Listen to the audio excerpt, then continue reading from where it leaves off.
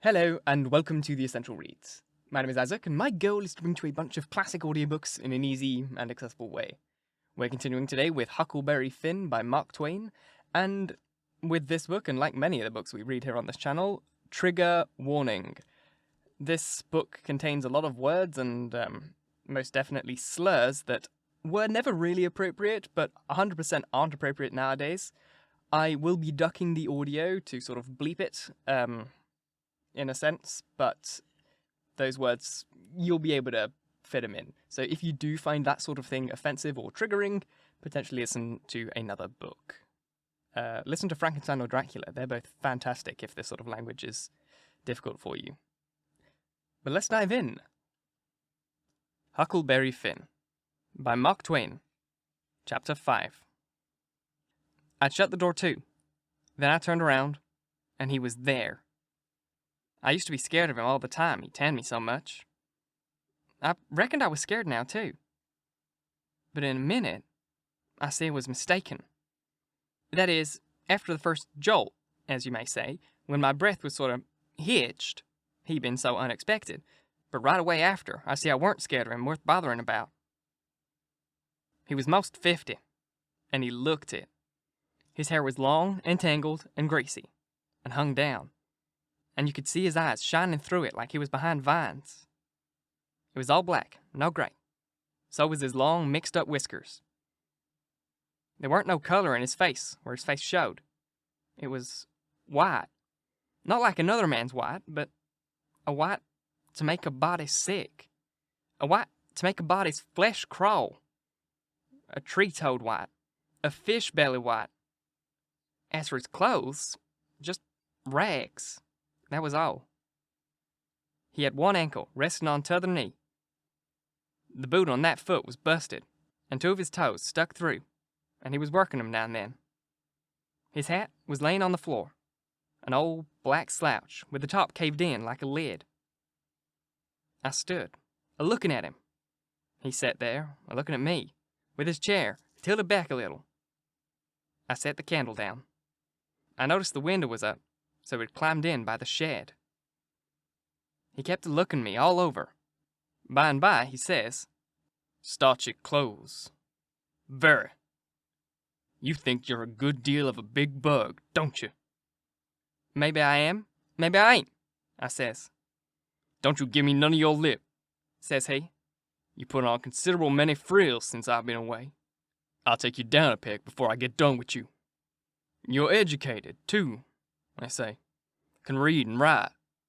You think you're better than your father now, don't you? Because he can't. I'll take it out of you. Who told you might meddle with such hifaultin' foolishness, eh? Who told you could?" "The widow. She told me." "The widow, eh? And who told the widow she could put in her shovel about a thing that ain't none of her business?" "Nobody never told her." "Well, I'll learn her how to meddle. And looky here, you drop that school, you hear? I'll learn people to bring up a boy to put on airs over his own father, and let on he be better than what he is. You let me catch you fooling around that school again, you hear? Your mother couldn't read, and she couldn't write, nuther, before she died. None of the family couldn't, before they died. I can't, and you're swelling yourself up like this. I ain't the man to stand it, you hear? Say, let me hear you read." I took up a book and began something about General Washington and the wars. When I read about half a minute, he fetched the book a whack with his hands and knocked it across the house. He says, "So it's so. You can do it. I had my doubts when you told me. Now looky here, you stop putting on that frills. I won't have it. I'll lay for you, my smarty. And if I catch you about that school, I'll tan you good. First you know you'll get religion, too. I ain't never see such a son." He took up a blue and yellow picture of some cows and a boy and says, "What's this?" "It's something they give me for learning my lessons good." He tore it up and says, "I'll give you something better. I'll give you a cowhide." He sat there, a-mumbling and a-growling a minute, and then he says, "Ain't you a sweet-scented dandy, though? a bed, and bedclothes, and a looking-glass, and a piece of carpet on the floor, and your father got to sleep with the hogs in the tan yard. I never see such a son. I bet I'll take some of these friars out of you before I'm done with you. Why, there ain't no end to your heirs. And say you're rich, eh? How's that? They lie, that's how. Look it here. Mind how you talk to me. I'm a-standing all about. I can stand now, so don't give me no sass. I've been in town 2 days, and I ain't heard nothing but about you being rich. I heard about it down the river, too, and that's why I come. You give me that money. Tomorrow. I want it. I ain't got no money. It's a lie. Judge Thatcher's got it. You get it. I want it. I ain't got no money, I tell you. You ask Judge Thatcher. He'll tell you the same. All right. I'll ask him. And I'll make him pungle, too. Or I'll know the reason why. Say, how much you got in your pocket? I want it. I ain't got only $1, and I want that to... It don't make no difference what you want it for. You just shell it out. He took it and bit it to see if it was good. And then he said he was going down to get some whiskey. Said he hadn't had a drink all day. When he got out of the shed, he put his hat in again and cussed me for putting on frills and trying to be better than him. And when I reckoned he was gone, he came back and put his head in again and told me to mind about that school because he was going to lay for me and lick me if I didn't drop that. Next day, he was drunk, and he went to Judge Thatcher's and bully-ragged him and tried to make him give up the money, but he couldn't. And then he swore he'd make the law force him. The judge and the widow went to law to get the court to take me away from him and let one of them be my guardian. But it was a new judge that had just come, and I didn't know the old man. So he said courts mustn't interfere and separate families, if they could help it. Said he'd rather not take a child away from his father, so Judge Thatcher and the widow had to quit on the business. That pleased the old man till he couldn't rest. He said he'd cowhide me till I was black and blue if I didn't raise that money for him. I borrowed $3 from Judge Thatcher, and Pap took it, and got drunk, and went a-blowing around and cussing and whooping and carrying on. And he kept it up all over town with a tin pan till most midnight. Then they jailed him, and the next day they had him before court and jailed him again for a week.